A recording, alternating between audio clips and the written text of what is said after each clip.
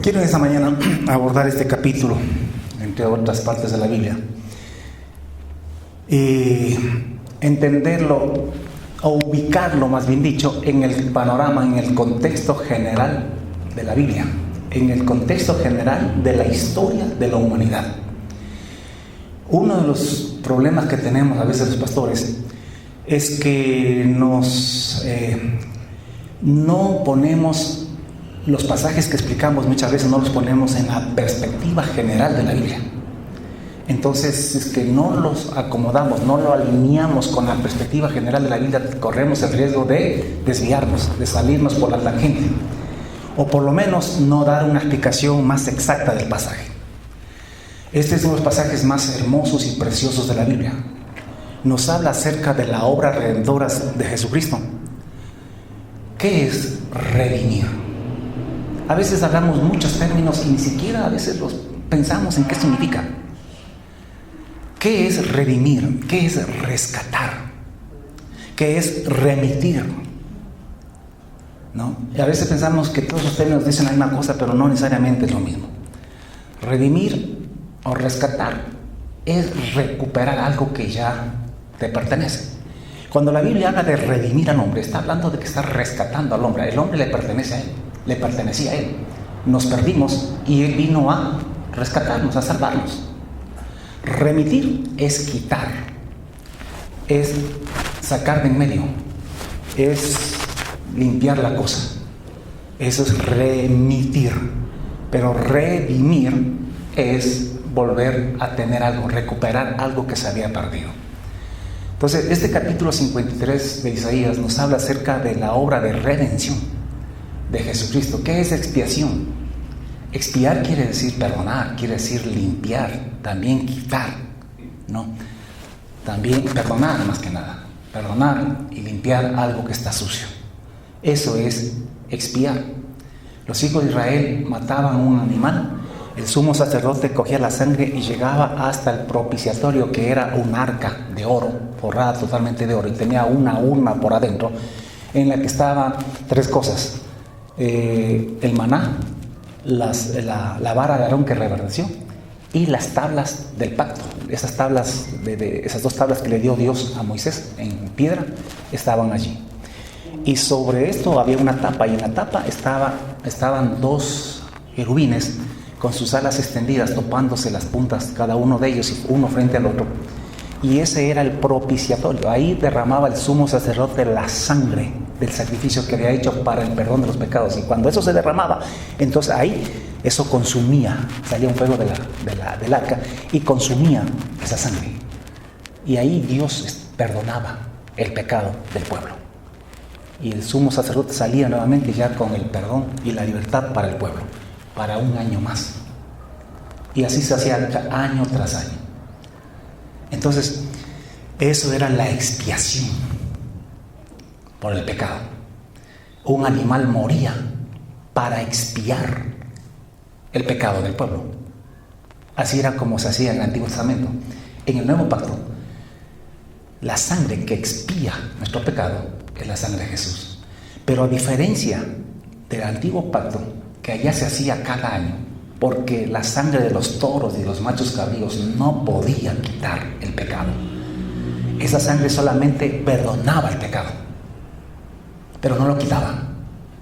O sea, el hombre era perdonado, pero el hombre seguía con el pecado y volvía a cometer los mismos pecados, y el próximo año tenía que volver a otra vez hacer lo mismo, por los mismos pecados que había repetido en este nuevo año. Pero dice la Biblia que Jesucristo, con un solo sacrificio, con su sangre, nos hizo perfectos para siempre. Que Él con su sangre quitó el pecado de nosotros. En este nuevo pacto, el que le entienda, en este nuevo pacto tenemos el camino abierto, la libertad para vivir una vida santa. Porque el sacrificio de Jesús, a diferencia de los animales, el sacrificio de Jesús nos hace perfectos, limpia nuestra conciencia de pecado y de obras muertas. Porque el pecado está en tu mente, en tu corazón. La mente es el corazón del espíritu. Y de aquí salen los malos pensamientos, los robos, los adulterios, las fornicaciones y todo pecado. El cuerpo solamente manifiesta lo que está en tu corazón, porque de la abundancia del corazón habla el cuerpo. No. Entonces, en Jesucristo nosotros debemos esperar y debemos buscar la perfección. La perfección.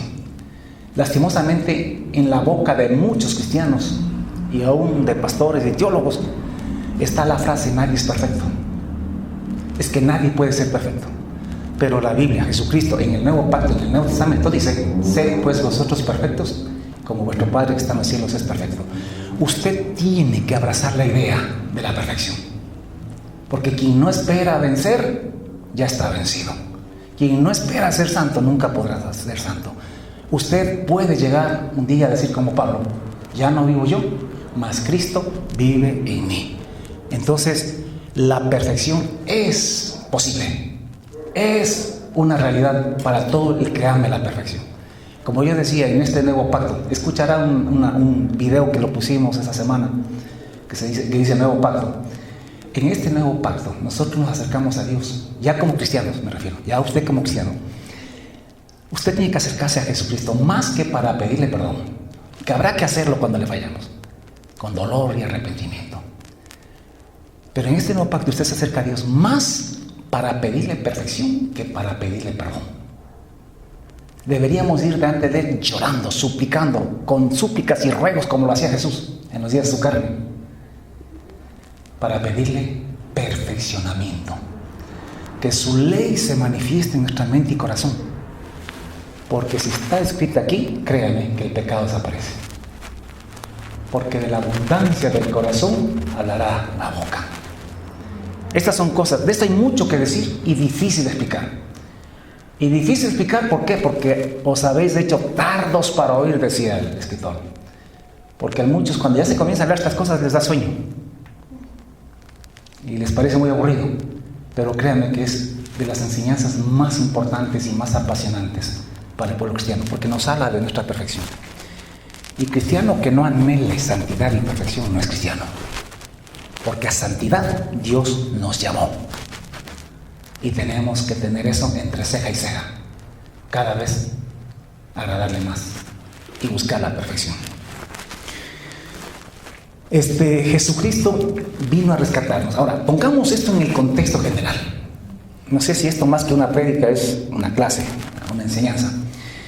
Pero escúchenme, es que si no entendemos el panorama general, estamos mal. Necesitamos tener la perspectiva general de todo el plan de Dios. Dios creó el mundo. Póngame atención a esto. Dios creó el mundo. Todo lo que usted puede ver. Allá en el libro de Génesis se nos cuenta todo eso. Dios creó el mundo. En 5 días hizo todo.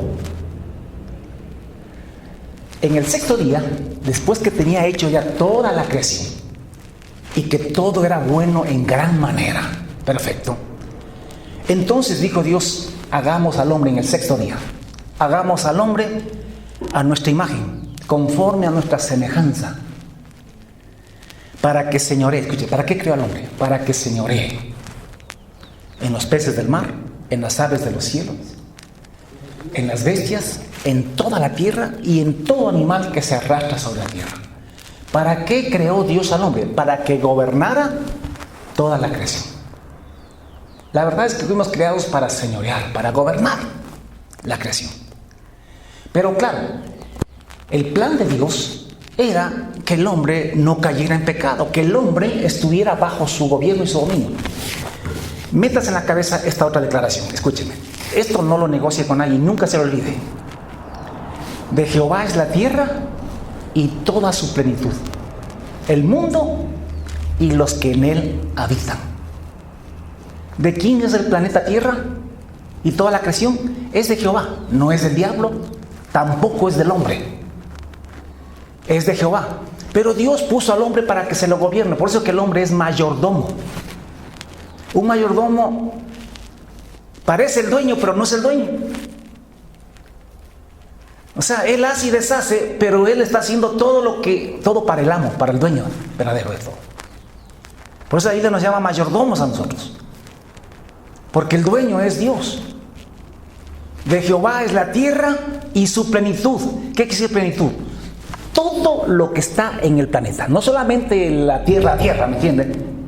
Sino los árboles, las aves, los mares, las montañas, incluidos los hombres. De Jehová es la tierra y su plenitud. No hay nada en este planeta que no sea de Dios. Su carro es de Dios, su casa es de Dios. Usted dice, no, pero yo pagué. Aún hasta el material con que está hecho su billete, lo puso Dios en la tierra, le pertenece a Dios. Lo único que hemos hecho es utilizar los materiales que Dios creó. Pero de ahí todo le pertenece a Dios. De Jehová es la tierra y su plenitud, el mundo y los que en él habitan. De tal manera amó Dios al mundo, es al planeta, no solamente al hombre, amó al mundo. ¿Por qué murió Jesús en la cruz? Para salvar el mundo. El mundo no es solamente el hombre es parte del mundo, pero Dios vino para rescatar la creación. ¿No ha leído en Romanos 8 que dice Pablo que la creación mismo gime delante de Dios, esperando, aguardando el día de la manifestación de los hijos de Dios? Ese día, la manifestación, es el regreso de Jesucristo, cuando los malos serán destituidos de la tierra y los hijos de Dios seremos manifestados y seremos como Él es, y tomaremos dominio, control y gobierno de toda la creación. Porque la creación fue creada para que el hombre la gobierne. Hoy en día el hombre no gobierna la naturaleza. La naturaleza hace y deshace, hace lo que le da la gana en la tierra. Está desgobernada. ¿Y por qué es eso? Porque el hombre salió del gobierno de Dios y por lo tanto perdió el gobierno sobre la creación. Pero el día en que volvamos otra vez al comienzo, al inicio, como eran las cosas en el plan original de Dios, otra vez volveremos. Ahí nosotros diremos cuándo llegue y cuándo no llegue. Ahí no habrá fenómeno del niño. Al guambra ese le mandaremos ahí a que vaya a jugar en otro lado, que no venga a hacer travesuras por acá. Ahí nosotros gobernaremos los volcanes.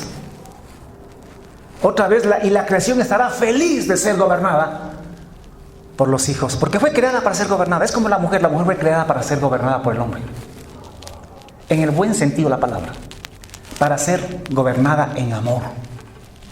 Por eso es que toda mujer en el fondo quiere un esposo cabeza, líder. Toda mujer en el fondo quiere eso. Yo sé que algunas son rezagadas y quieren hacer lo que le da la gana, pero más bien eso es porque ven que el marido a veces no es lo que tiene que ser. Porque la verdad es que una mujer, ¿qué no daría por tener un esposo líder en la casa, cabeza, que la ame, la respete y que piense y que tome decisiones en función del bien de ella y de su familia, de sus hijos? Pero a veces eso no se da. A veces el marido dice, vos verás. Y le deja más bien el trabajo. Entonces ahí comienzan los problemas. Y después se queja de que ella hace lo que da la gana. Y cosas por el estilo. Pero bueno, otro día peleamos con eso. Ahorita solamente hablemos.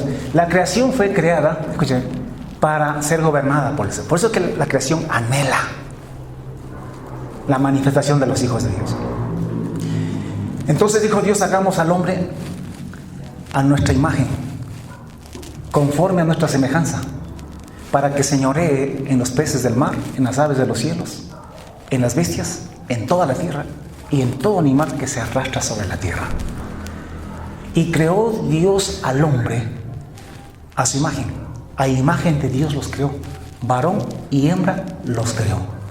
Y los bendijo Dios y les dijo, fructificad, o sea, tengan guaguas y multiplicaos, llenad la tierra y sojuzgadla, y señoread en los peces del mar, en las aves de los cielos y en todas las bestias que se mueven sobre la tierra.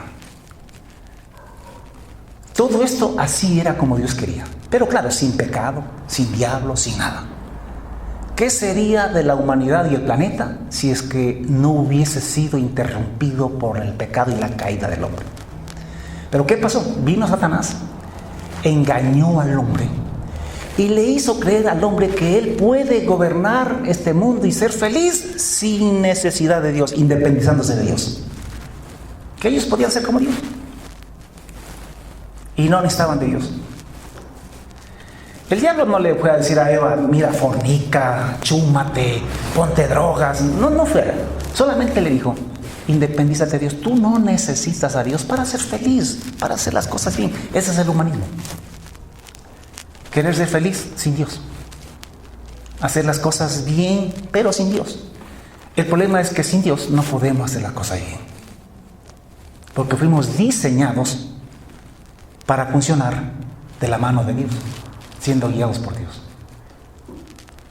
Si nos separamos de Dios, nos va mal como el hijo pródigo. Si se separa del Padre, acaba en el chiquero. Aunque las intenciones hayan sido buenas. Porque yo imagino que el hijo pródigo no dijo, ahora me largo para chupar, para farrear, para andar con mujeres. No creo que él dijo eso.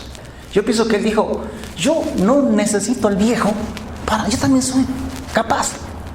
Yo también, si me dan mi parte, yo puedo ir a ponerme una hacienda por allá mejor que la que tiene papá. Yo puedo solito, yo no lo necesito a él. No es que él pensó ir a acabar en el chiquero, sino simplemente pensó que podía hacer su vida sin Dios. La parábola del hijo pródigo es una parábola que refleja la condición o lo que pasó con la humanidad. Entonces Satanás engañó al hombre y el hombre se rebeló contra Dios, se rebeló. Y Dios, en su gracia, infinita sabiduría, porque él pudo haber dicho, no, si no quieren estar bajo mi gobierno, entonces afuera, porque esta tierra es mía y su plenitud es mía. Así que si no quieren estar como yo, o sea, gobernados por mí, entonces, chao. Pero Dios en su gracia y misericordia, y eso lo entenderemos que está en otra predica, lo diremos por qué. Dios decidió más bien él apartarse y dejarle al hombre en esta tierra. Ahora gobiérnala si puedes. Veamos qué puede hacer solito sin mí. Llevamos 6,000 años y hemos llegado a lo que hemos llegado.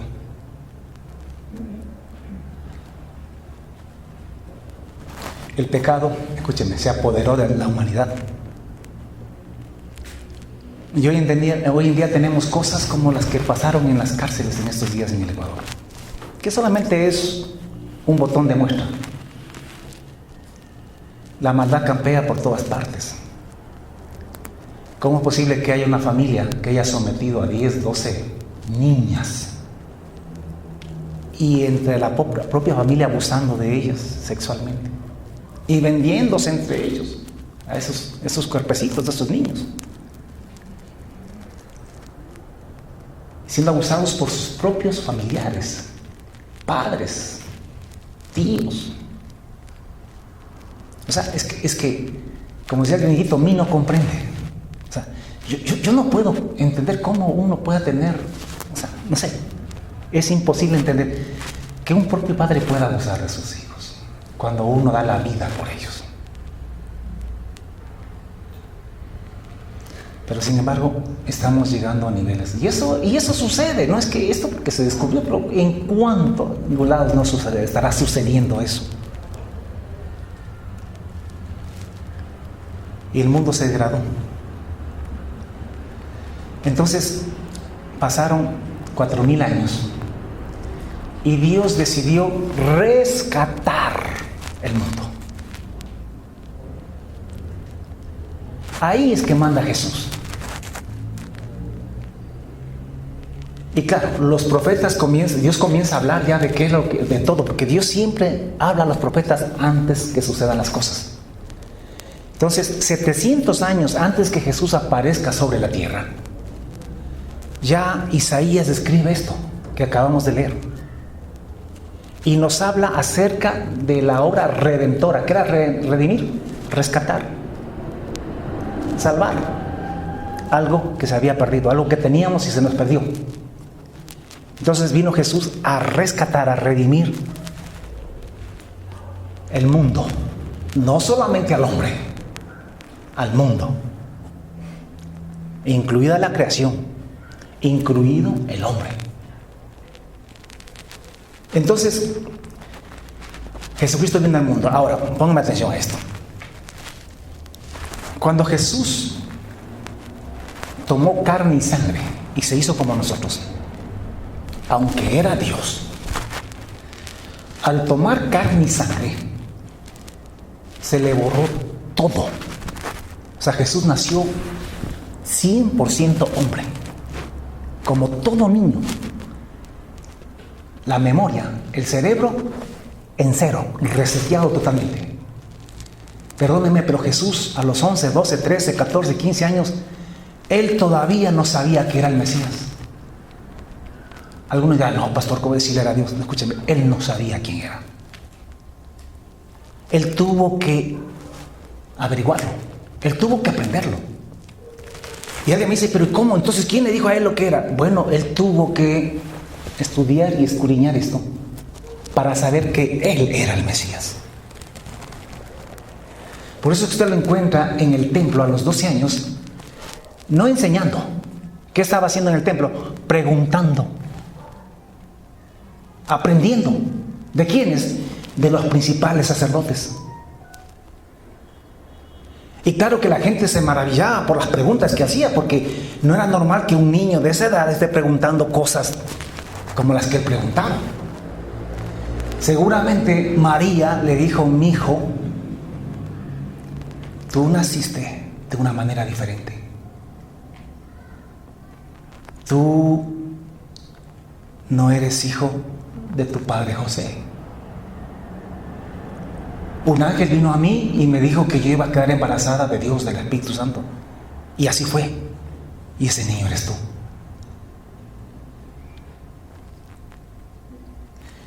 Entonces, y él dijo, mamá, ¿dónde nací? Tú naciste en Belén de Judá. Pero él, por eso decía, escudriñar las escrituras porque ellas hablan de mí.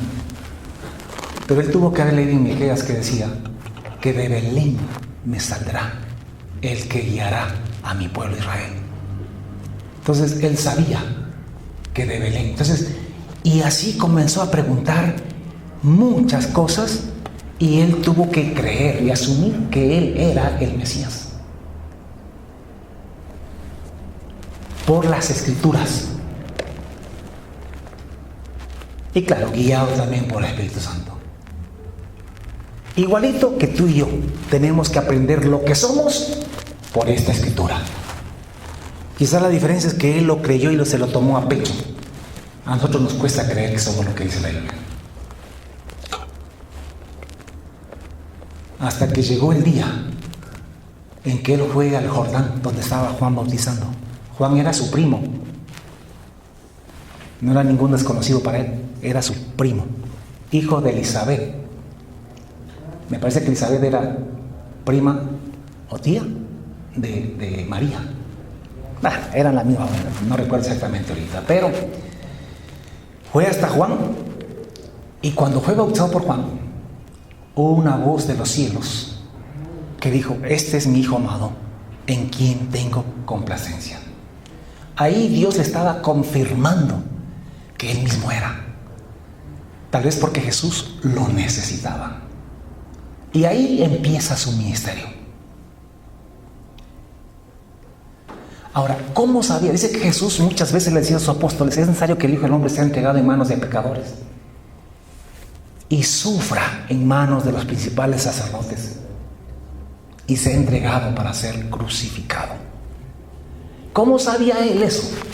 Porque había leído Isaías 53, se lo sabía de memoria. Aquí está diciendo, 700 años antes que Jesús nazca, ya Isaías dijo cómo iba a ser la redención, de qué manera iba a ser. Y dice la escritura que hemos leído, dice que he aquí que mi siervo será prosperado. Dice que será engrandecido y exaltado. Y será puesto por encima de todo. Escúchenme, hablando del Mesías, del siervo de Dios, la profecía era esta, que sería exaltado sobre todo, que sería engrandecido, que sería prosperado y que estaría por lo alto sobre todo.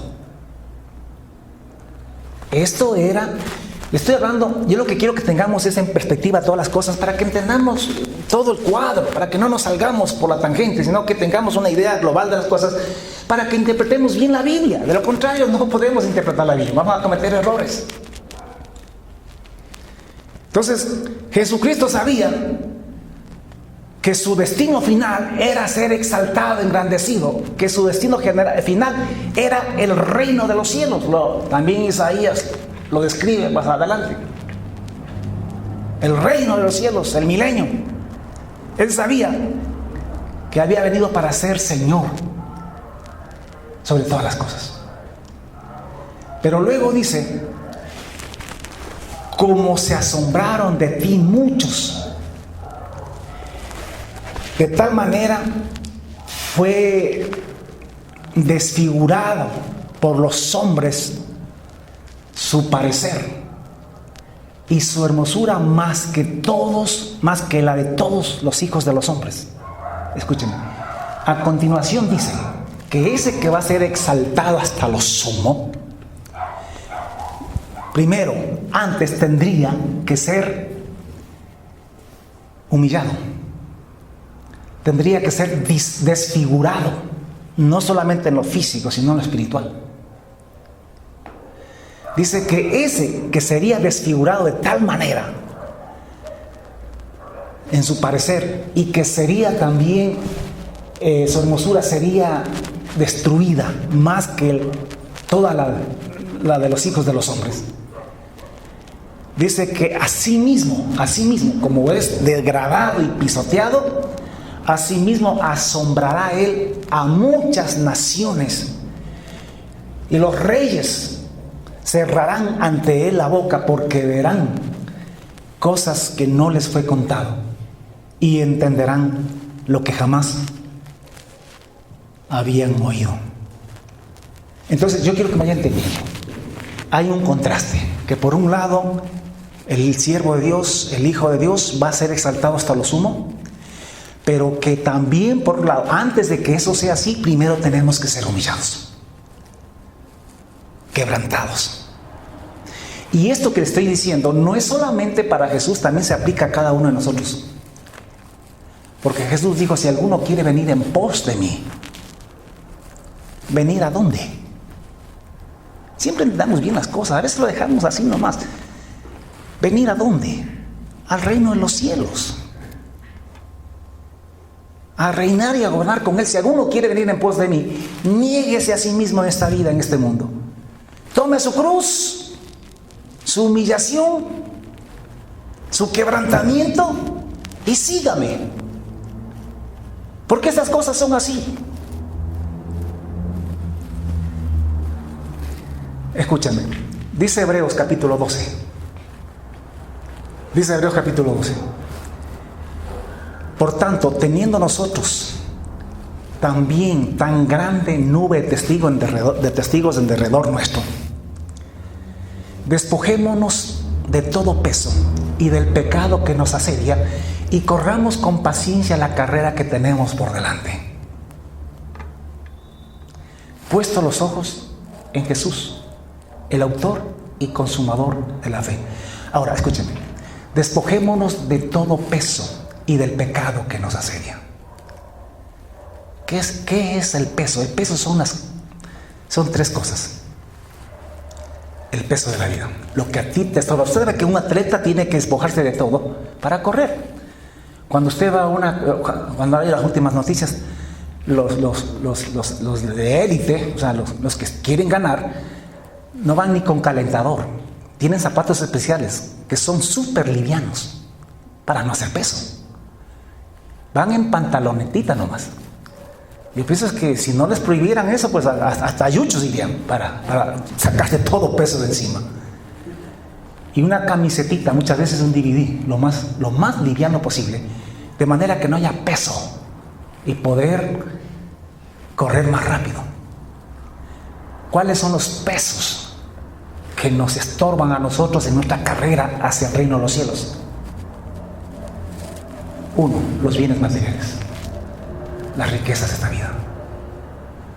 no me diga que no. Tener propiedades, bienes, negocios es un peso que no nos deja correr. No me diga que un negocio no pesa. Tienes que dedicarle tiempo, esfuerzo, cabeza, sacrificio. Es un peso. Aún si tienes una casa, es un peso. Más bien el que no tiene nada está más liviano. Pero no entendemos eso. Nosotros tratamos de tener cosas que más bien nos hacen peso y no nos dejan avanzar en esta carrera hacia el reino de los cielos. Otro peso es la familia. Ese amor humano hacia la familia. A veces hay muchos cristianos que por la familia no le pueden servir a Dios. No trabajan para el reino del Señor, no están corriendo. Porque están preocupados de proveerles el pan, de proveerles lo que necesitan, de que puedan salir un sábado a pasear, un domingo a pasear en familia, y que tengan... Entonces sus energías, sus fuerzas se dedican a la familia. Usted dirá, pero pastor, ¿la familia es de Dios? Sí, pero tú tienes que renunciar a la familia en el sentido de que la familia no puede ser más importante que servirle a Dios.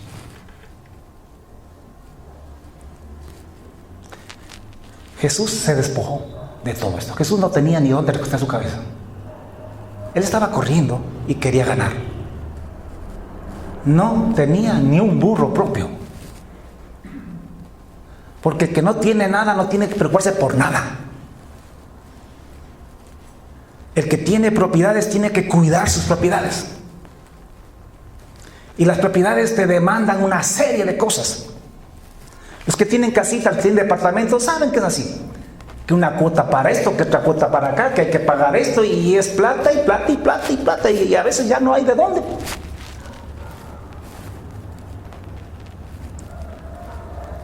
Y el municipio te molesta, y te cobran lo que les da la gana, etcétera, etcétera, etcétera. Jesús no tenía nada. Familia, él dijo, mi familia son los que hacen la voluntad, estos que están aquí. Y una cosa más, el miedo a la muerte, eso es lo contrapeso. Y Jesús renunció a la vida. Jesús se despojó de todo. Y es por eso que Él está sentado a la diestra del trono de Dios. ¿Qué es lo que nos ata a nosotros? Nosotros nos atan esas tres cosas. Nos atan los bienes materiales, nos atan la familia y nos ata también el temor a la muerte. Pero si tú renuncias a esas tres cosas, estás listito para correr.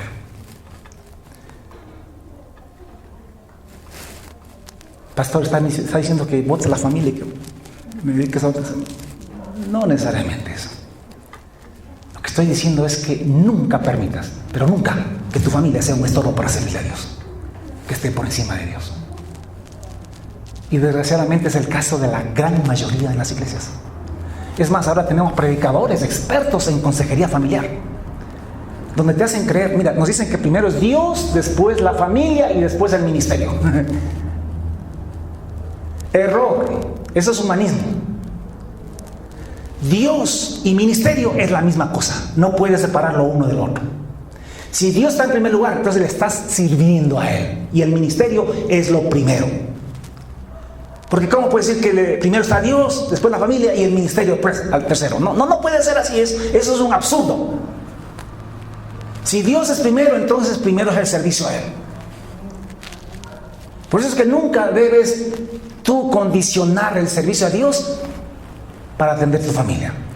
Y no digo que no la atiendas, pero primero atiende a Dios. Primero sirve a Dios. Primero es Dios, segundo es el ministerio, si es que lo quieres poner así. Aunque para mí, Dios y el ministerio es la misma cosa. Y después viene la familia. Es más, nosotros tenemos que hacer que nuestra familia se convierta también en siervos de Dios. Porque si no haces eso, no haces bien tu trabajo con tu familia tampoco. Que si le llenas de cosas materiales, de cosas de esta vida, y no están sirviendo a Dios, pues no están en nada tampoco. No está siendo un buen líder o cabeza de familia. Entonces, dice que Jesucristo se despojó de todo esto. Dice, corramos con paciencia la carrera que tenemos por delante. ¿Cómo? Despojándonos de todo peso y del pecado. Ahora, del pecado no necesitamos explicar, porque tú no puedes llegar al reino de los cielos, correr esta carrera de los cielos con adulterio, con fornicación, con falta de perdón, con resentimientos. Perdóname, con esas cosas no estás corriendo al reino del cielo, estás corriendo al infierno. Así que si quieres correr hacia el reino de los cielos, despójate lo que más pueda de esas otras cosas que hablamos ya, de todo peso. Y además, despójate 100% del pecado. Porque sin santidad nadie verá al Señor, dice un poquito más adelante este autor. ¿Cómo podemos hacer esto? Puesto los ojos en Jesús. ¿Sabe quién es nuestro modelo? Jesucristo. Porque Jesucristo hizo todo lo que estamos diciendo. Puesto los ojos en Jesús, el autor y consumador de nuestra fe, el cual por el gozo, por el premio puesto delante. ¿Y cuál es el gozo o el premio puesto delante? El reino de los cielos. Ser Señor de señores y Rey de reyes en el reino de los cielos. El cual por el gozo puesto delante, ojalá que para ti también ese fuera un gozo, un premio, lo suficiente como para que te despojes de todo peso y de todo pecado. El cual por el gozo puesto delante sufrió la cruz. ¿Qué quiere decir sufrir la cruz? Aguantó, soportó la cruz. Porque sabía lo que venía por delante. ¿Y cómo lo sabía? Porque Isaías se lo había dicho 700 años antes. Entonces él ya sabía lo que venía por delante. Y sabía que tenía que morir como cordero. Y que con su sangre se iba a expiar el pecado. Y después de hacer todo aquello, él iba a ver linaje. Él iba a vivir por largos días, o sea, iba a resucitar. Y que la voluntad de Jehová sería en su mano prosperada. O sea, que iban a reinar y a gobernar. Entonces, por el gozo puesto delante, sufrió la cruz, la muerte. Aguantó, la aceptó. Y si alguno quiere venir en pos de mí, dijo Jesús, haga lo mismo. Tú tienes que renunciar a tu vida. No cuando se presente, ahora tienes que renunciar a tu vida. Y decirle, Señor, aquí está, o sea lo que sea con esta vida, total, yo voy a resucitar y voy a vivir por largos días.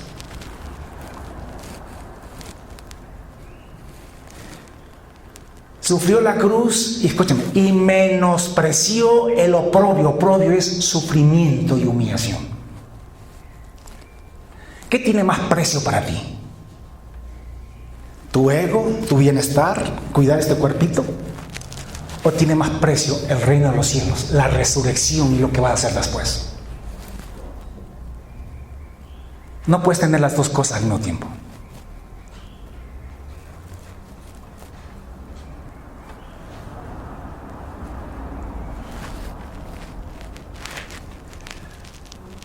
El cual por el gozo puesto delante de él sufrió la cruz y menospreció lo oprobio. Y por eso se sentó a la diestra del trono de Dios. Y hay algunos que creen que estando en adulterio van a ir al reino de los cielos porque es que son evangélicos, que porque es que se han bautizado, que es que porque asisten a la iglesia Jubileo de Conocoto, que es que porque su pastor es el hermano Miguel, que es que porque aquí hay hermanitos bien chéveres y bien santos. Considerad pues aquel que sufrió tal contradicción de pecadores, para que contra sí mismo, para que vuestro ánimo no se canse hasta desmayar, porque aún no habéis resistido hasta la muerte contra el pecado o hasta la sangre. O sea, todavía no está en riesgo ni siquiera nuestra vida. ¿Qué es lo que nos puede pasar ahora por serles fiel a Jesucristo, por despojarnos de todo aquello. Que se burlen, que nos critiquen, que se rían, que hablen mal de nosotros, que tengamos tal vez un poco de estrechez, entre comillas,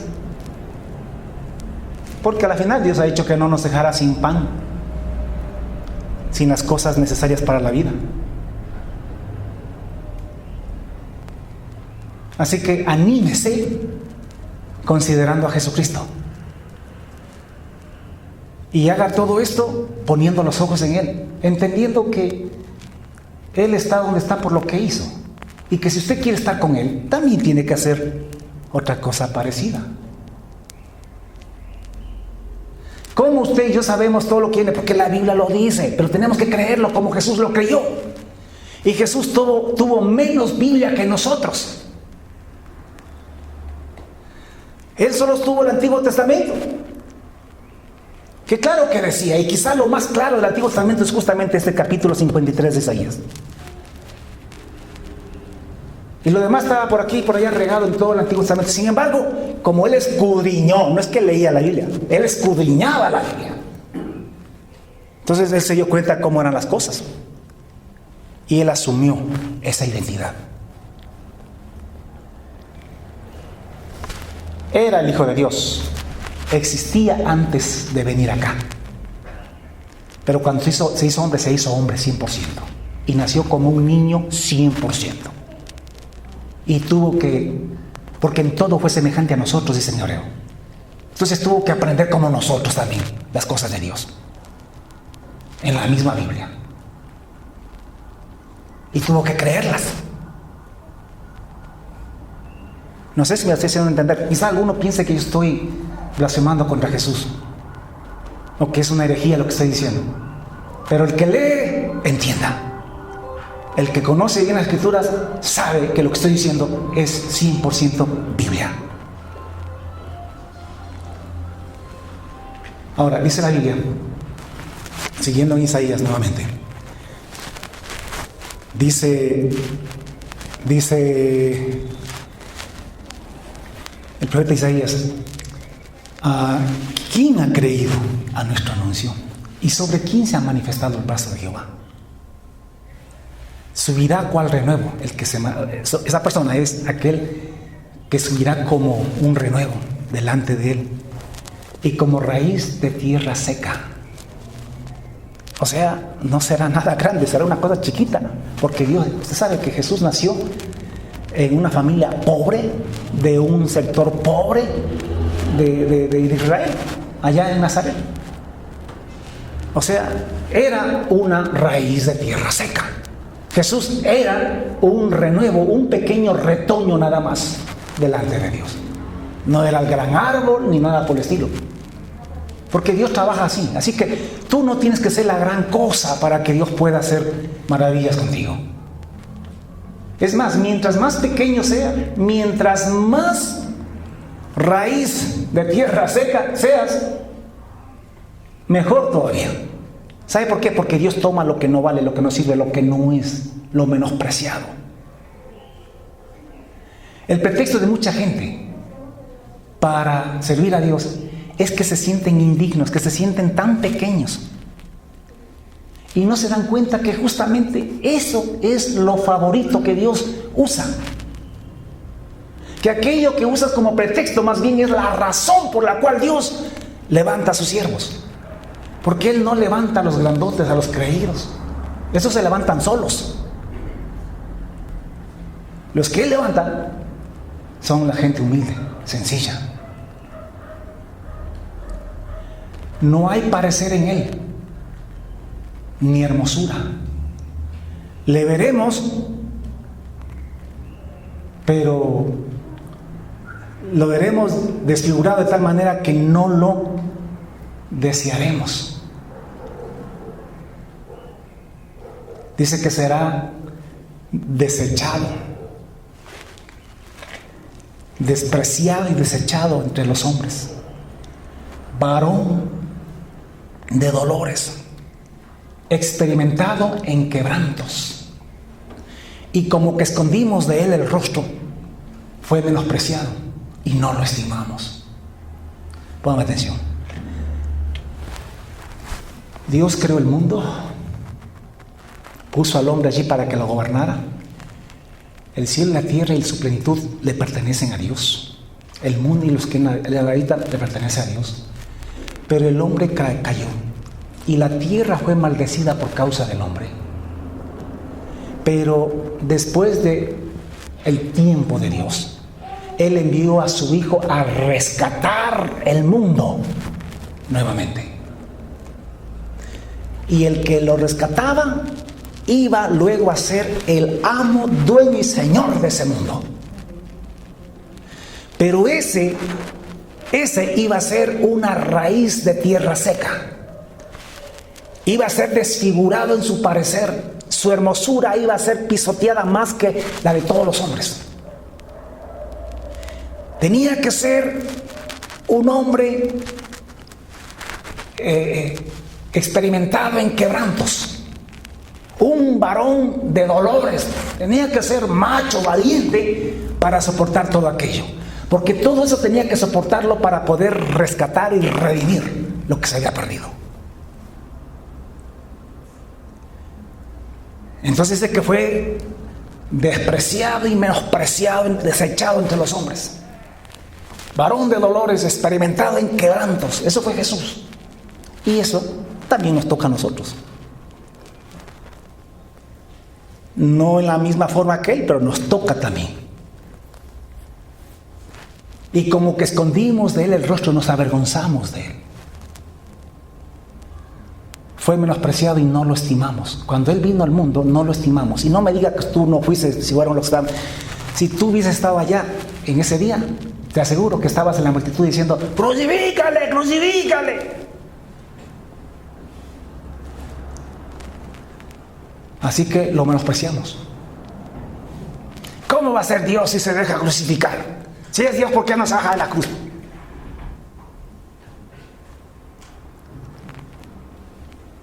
Porque ellos no entendían Isaías 53.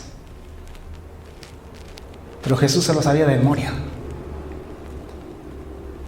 Y dice, ciertamente, o sea, lo que en verdad estaba sucediendo es que con todo eso Él estaba llevando nuestras enfermedades, nuestros pecados. Y estaba sufriendo nuestros dolores, nuestros castigos. Pero nosotros lo tuvimos como azotado, por herido de Dios y abatido. Lo que todo el mundo creía ese día allá en Getsemaní es que en realidad Dios lo estaba castigando a este blasfemo por haber dicho que Él era el Mesías, que era el Hijo de Dios, y que por eso Dios había permitido toda esa desgracia sobre Él. Y todo el mundo creía que Dios lo estaba castigando a Él por sus pecados, cuando en realidad Él estaba ahí llevando nuestros dolores y nuestras enfermedades. Ser cristiano es aceptar ser incomprendido en nuestra generación. Nunca esperes hacer cosas para Dios, servir a Dios y tener aplausos y ramos de flores y palabras de reconocimientos en esta vida. Como dice el refrán por ahí, nadie que se mete a Redentor, todo el que se mete a Redentor muere crucificado. Por eso es que tú tienes que acostumbrarte y tienes que aceptar la idea de que cuando hagas algo bueno, más bien te ofendan, más bien sean malagradecidos, más bien te calumnien, más bien dañen tu imagen y tu buen parecer, tu hermosura. Tú tienes que aceptar eso si quieres servir a Dios. Porque si estás sirviendo a Dios para ser aplaudido, no le estás sirviendo a Dios. Jesús aceptó todo eso. Por eso enmudeció y no abrió su boca. Él pudo haber dicho: vean, señores, no, yo no he pecado nada, cuidado, ¿por qué están hablando mal de mí? Yo no he hecho nada malo, sino que yo estoy haciendo porque... No, Él dice que como oveja delante de sus trasquiladores, enmudeció y no abrió su boca. Dice más, Él herido fue por nuestras rebeliones, molido porque que a Jesús lo molieron, molido por nuestros pecados. El castigo de nuestra paz para que usted y yo tengamos paz para con Dios, Él tuvo que pagar de esa manera en esa cruz.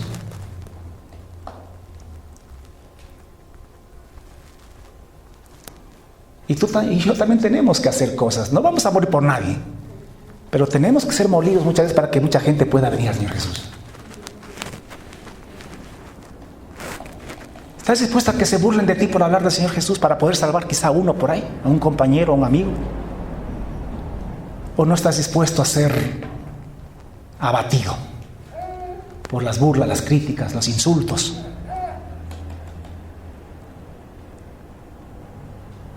Jesús entendió bien esto. Yo espero que usted lo entienda también, para que conociendo esto pueda justificar usted a muchos con la sangre de Jesús. Molido por nuestros pecados, el castigo de nuestra paz para que usted y yo tengamos paz para con Dios, Él tuvo que sufrir todo aquello. Todos nosotros nos descarriamos como ovejas, cada cual se apartó por su camino, mas Jehová cargó en Él el pecado de todos nosotros. Angustiado Él y herido, no abrió su boca.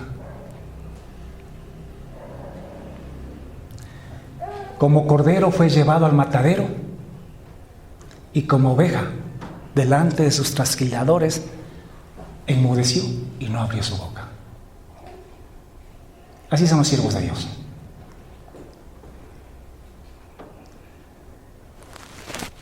Somos corderos que no abrimos la boca, pero algunos son puercos, chanchos. No sé si usted ha visto cómo matan cuando matan a un chancho. Es igual que matar a un cordero. Hay algunos que ni siquiera lo están matando. Por ahí medio les están haciendo alguna cosa y ya están chillando como que si lo estuvieran matando.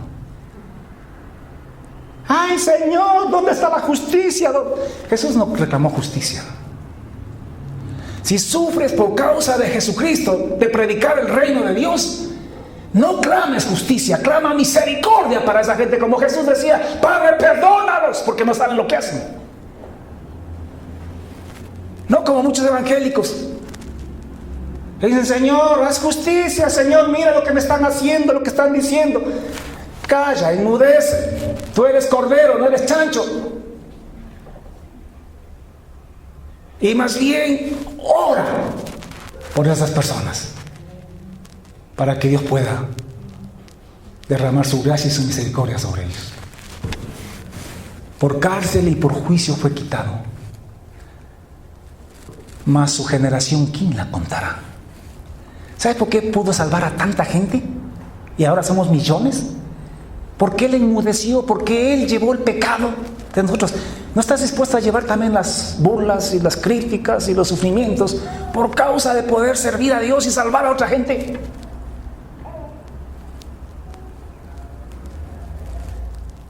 Porque fue quitada, fue cortada de la tierra de los vivientes. Y por la rebelión de mi pueblo fue herido. Jesús sabía todo eso. Por eso es que Él le decía a sus discípulos cada rato, es necesario que el Hijo del Hombre vaya y muera en la cruz y sea entregado por los pecadores, en manos de los pecadores. Hay algunos que se quejan, dicen, la iglesia está llena de hipócritas porque andan hablando mal de mí. Desde el pastor es un hipócrita en la iglesia. Ya, por eso mejor no vaya a la iglesia. Yo te pregunto, a Jesús, ¿quién lo crucificó? Usted dice, los romanos. No, los romanos solamente lo ejecutaron. Los romanos no querían crucificarlo. Pilatos no quería crucificarlo. Pilato era romano. Él trató hasta de salvarlo. ¿Quiénes eran los que lo perseguían? ¿Quiénes eran los que lo criticaban, lo odiaban? Eran los religiosos. Entonces tú tienes que estar clarito que en la iglesia te va a pasar lo mismo, porque que lo hagan los de afuera a veces no nos importa, a veces más nos duele la gente que está adentro. Pero tú tienes que entender que así mismito es, que esto no es nuevo. Y tienes que ser valiente como Jesús, que no por eso renunció de ir a la cruz. Él no dijo, estos sacerdotes, siervos de Dios, que deberían más bien, conociendo las escrituras, deberían más bien honrarme y dejar de criticarme, más bien ayudarme en el ministerio. No. Él más bien era contradicho por ellos. Él era más bien perseguido por ellos. Era odiado por ellos, escarnecido por ellos y finalmente asesinado por ellos. Porque Pilato dijo, ya, lo dejo libre para que salga Barrabás. Y dijeron, no, Señor, lo matas a Jesús. Y si no, no eres amigo del César. Te acusamos por traición delante de César. Porque este hombre ha dicho que es rey de los judíos. Y lo obligaron a Pilatos a crucificarlo a Jesús. ¿Quiénes? Los hermanitos, los pastores. Así que cuando yo te persiga, lejos de correrte, más bien alégrate porque tú eres como Jesús. Y no te vayas de la iglesia. No corras, no seas cobarde. Entiende que así mismo es. Se dispuso con él, se dispuso con los impíos su sepultura, mas con los ricos fue en su muerte. Aunque nunca hizo maldad, ni hubo engaño en su boca. Aún con todo y eso, Jehová quiso quebrantarlo. Ponme atención. ¿Cuántos son siervos de Dios? Debe estar dispuesto que aunque nunca hagas nada malo, y a veces sí lo hacemos, dice que aunque nunca hizo nada malo, ni se halló engaño en su boca, de todas maneras Jehová quiso quebrantarlo. A lo mejor Dios quiere quebrantarte para salvar a otras gentes, otras personas. ¿Cuántos están dispuestos a hacerlo? Así que ya no cuides tanto tu buen parecer, tu hermosura, tu buena reputación. Porque tú no vives para este siglo, para esta vida, tú vives para el reino de los cielos. Aunque te maten injustamente, aunque te echen de tu trabajo injustamente, aunque tu familia te rechace injustamente, tú no pierdes, tú estás ganando. Porque tú vas a resucitar y vas a ser puesto en alto y vas a reinar con Jesucristo. Con todo eso Jehová quiso quebrantarlo. Y cuando haya puesto su vida en expiación por el pecado, entonces verá linaje. Entonces aparecerá lo que realmente era Él, Jesucristo. Entonces verá que Él es Dios y no era solamente un hombre de carne y hueso. Y tú también. Tú también vas a resucitar. Y ya no con este cuerpo feo. Bueno, algunos son muy guapos y bonitos, pero aún así, comparado con lo que vas a tener, eres horrible. Entonces verá linaje. Y vivirá por largos días y irá eternamente. Aunque te maten aquí, aunque te corten aquí, vivirás por largos días. ¿En dónde tienes puestos tus ojos, hermanos? ¿En esta vida o en el reino de los cielos? El problema es que la gente, aún los evangélicos, tienen todos sus ojos puestos en esta vida. Y el trabajo de los pastores es hacer que la gente ponga los ojos en las cosas de arriba, en las cosas del reino, antes que en las cosas de esta vida. Y será la voluntad de Dios prosperada en su mano, o sea, reinará y gobernará. Por su conocimiento justificará mi siervo justo a muchos y llevará la iniquidad de ellos, las iniquidades de ellos. Escúchame, ¿por qué Jesucristo hizo todo esto? Porque tenía conocimiento de todo esto. Porque si Jesús no hubiese sabido todo esto, Jesús tampoco hubiese podido actuar de esa manera. Te pregunto, ¿acaso tú y yo ya no sabemos también, no tenemos este mismo conocimiento? Entonces, ¿qué esperamos? ¿Qué nos está haciendo falta a nosotros? Actuar, creer. La diferencia es que Jesús se tomó a pecho todo esto, lo creyó al pie de la letra. ¿Por qué tú y yo también no podemos creer todo lo que la Biblia dice? No para esta vida, como predican los de la prosperidad, y muchísimos en las iglesias, aún cuando dicen que no son de la prosperidad, pero también predican cosas solamente para esta vida, proyectan las cosas para esta vida nada más. Pero mira, ellos interpretan la familia para esta vida, la riqueza, la prosperidad para esta vida, pero proyecta todo para el reino de los cielos. Menosprecia esta vida. O sea, darle un precio menor al reino que lo que tiene el reino de los cielos.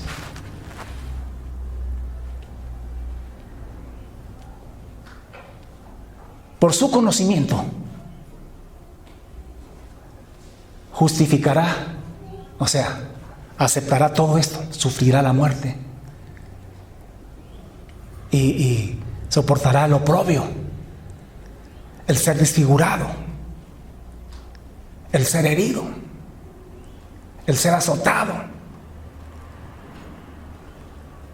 Todo esto, porque si tú mueres por alguien, tienes el derecho de reinar sobre él. Por su conocimiento justificará mi siervo justo a muchos y llevará.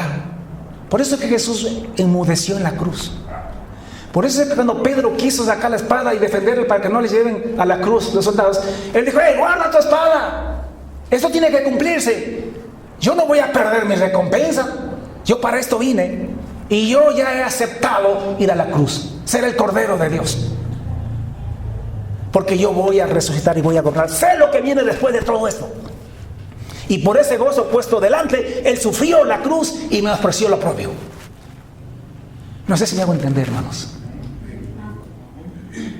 Por su conocimiento justificará a muchos y llevará las iniquidades de ellos.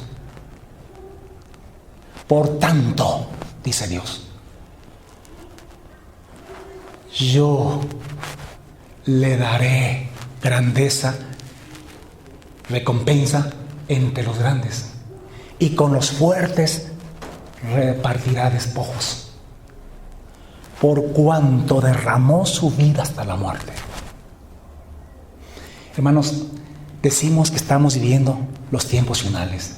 Estamos viviendo, a mí no me cabe la mínima duda que estamos ya en tiempo de dolores, de principio de dolores. Y ya mismo se viene el fin, cuando aparezca el anticristo. Y literalmente tendremos que derramar nuestra vida a los que tengan en ese tiempo. Por eso es que yo te predico esto, porque yo tengo que ir preparando tu mente. Para que cuando llegue el momento, si te toca, pues derrames tu vida por causa del reino de Dios y de Jesucristo.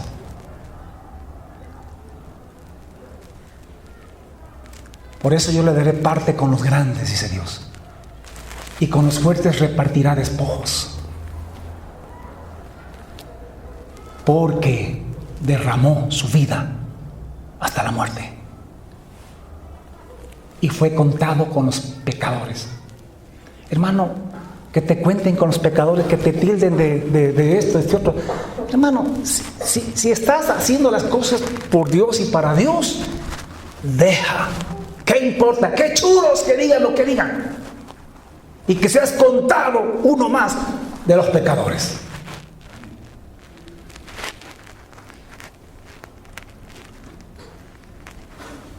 Por tanto, yo le daré parte con los grandes y repartirá con los fuertes despojos, porque derramó su vida hasta la muerte y fue contado con los pecadores.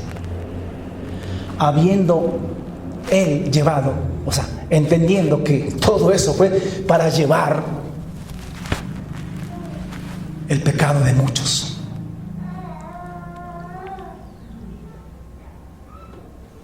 Y habiendo orado por los transgresores. Así que, lejos de maldecir, más bien ora por esos que te crucifican. Ora. No los odies. Dile: Padre, ten misericordia, en tu gracia, ilumínalos, sálvalos, rescátalos. Que este sufrimiento mío, Señor, si te sirve de algo, Que sea la razón, el pretexto para que tú te compadezcas de ellos. Esta es mi paga para que ellos puedan ser salvados. Ya, yo me trago toda esta humillación. Yo me trago todo este sufrimiento que me están causando. Pero esto conviértelo en gracia y misericordia para ellos.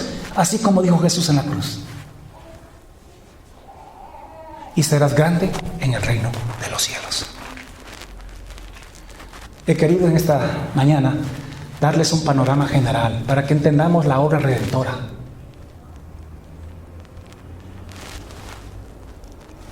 El fin de Jesucristo no era la cruz. La cruz fue el medio por el cual Él lograba la grandeza, el reino de los cielos. El fin de Jesucristo, lo que tenía entre ceja y ceja Jesucristo, era el reino de los cielos. La cruz fue el precio que Él tuvo que pagar para tener aquello. Mucha gente, muchos pastores bien intencionados, desde luego, te predican que la cruz es el centro de todo. Que la cruz y la cruz y la cruz. Y yo no menosprecio la cruz. En la cruz Jesús, como lo hemos visto, nos redimió, nos salvó, y bendito sea, y lo adoraremos por los siglos de los siglos por eso.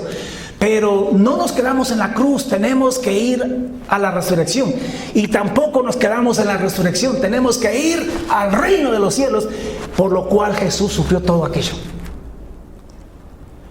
Y Jesús sufrió en la cruz para que tú puedas llegar al reino de los cielos.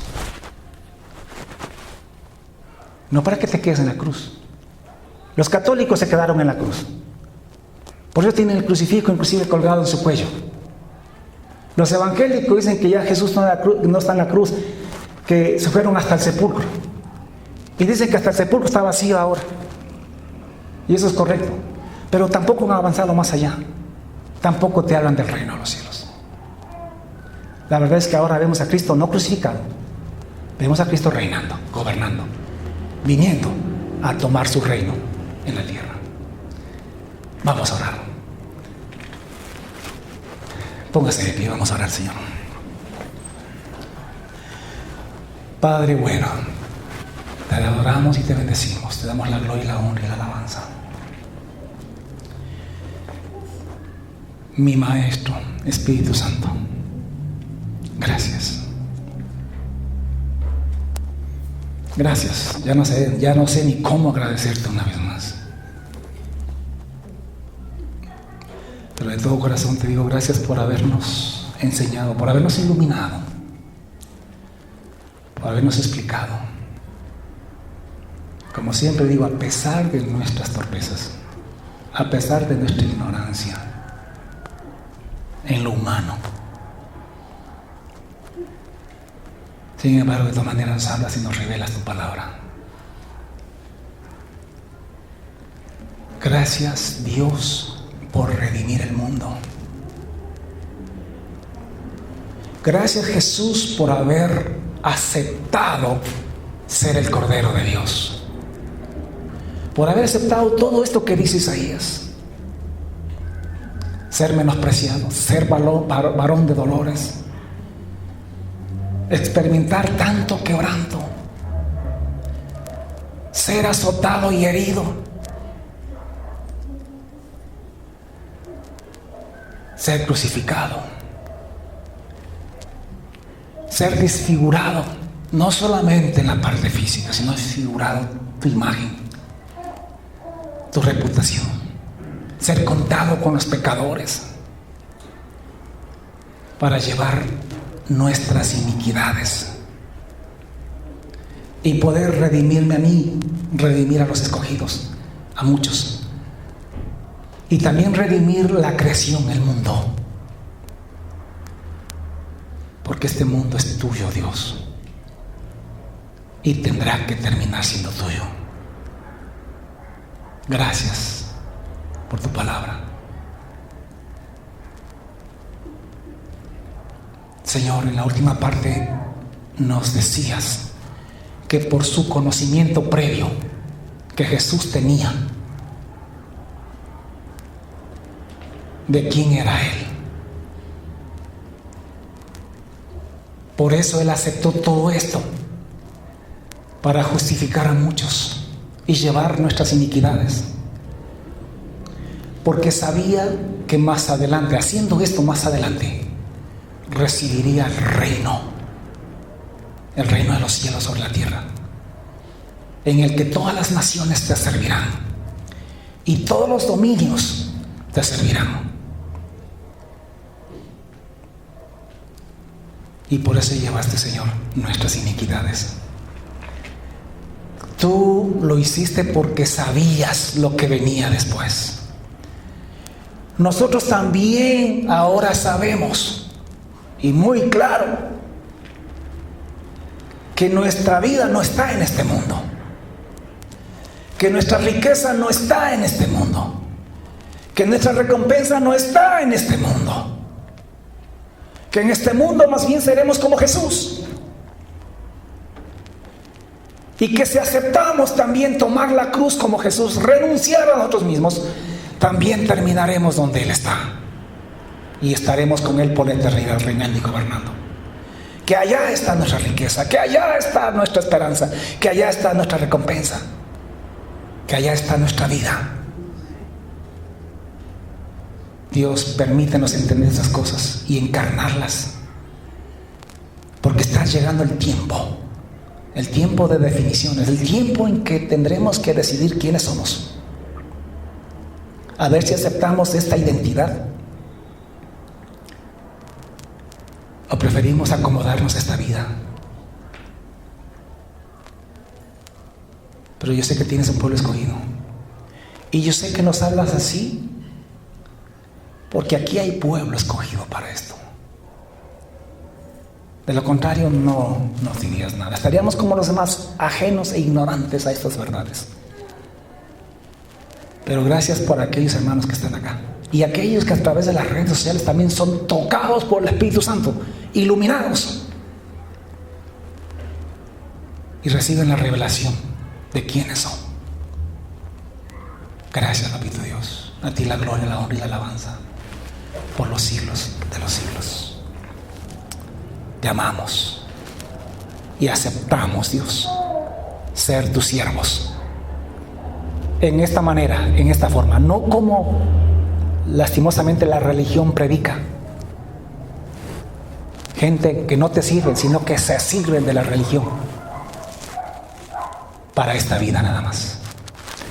Gracias, Dios, te adoramos y te bendecimos en el nombre de Jesús. Amén.